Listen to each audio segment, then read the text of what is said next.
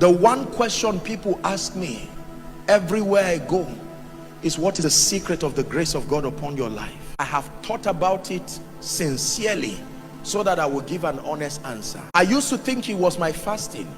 Now I know it is not. Make no mistakes about it. This is a man who fasts. I used to think it was my prayer. Now I know it's not about it. Nobody prayed more than the scribes and the Pharisees. I used to think it was the dexterity of my word study. Do you have the Pentateuch of heart? This was a man who had all. He fasted, he prayed as much as the law gave, and he was a man who was intellectually sound.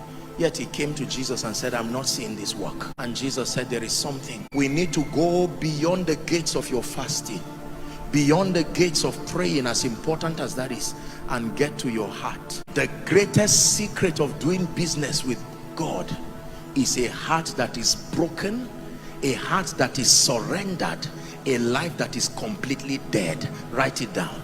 I give you a guarantee. Show me a man and you will find who has fasted without power.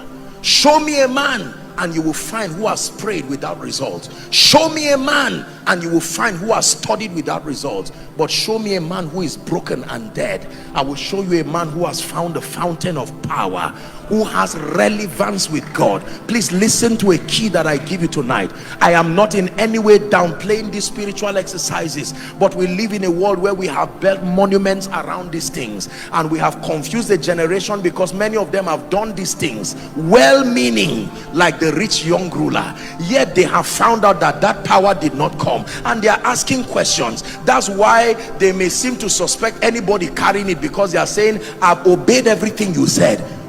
You can fast from a standpoint of lust and pride. You can fast from a standpoint of self-aggrandizement. You can pray. Go and read about the prayer life of two people in the Bible. One who was a prayer warrior but in pride, full of himself. The content of his prayer was the glorification of self. Even though he was not the issue of prayerlessness, it was that your heart condition vetoes any and every spiritual activity. Your fasting only gains potency when it's connected to a heart that is truly dead to self, only to live to reveal Christ. Your prayer only becomes potent when it is coming from a heart that is truly surrendered.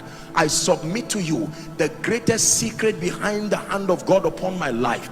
I have seen people who have fasted more than me, who have prayed more than me. The highest I've seen in my life, I've shared it here I think, was a gentleman who fasted for 400 days, 6 to 6. I wrapped up the last day with him, and after those days he was still looking for power.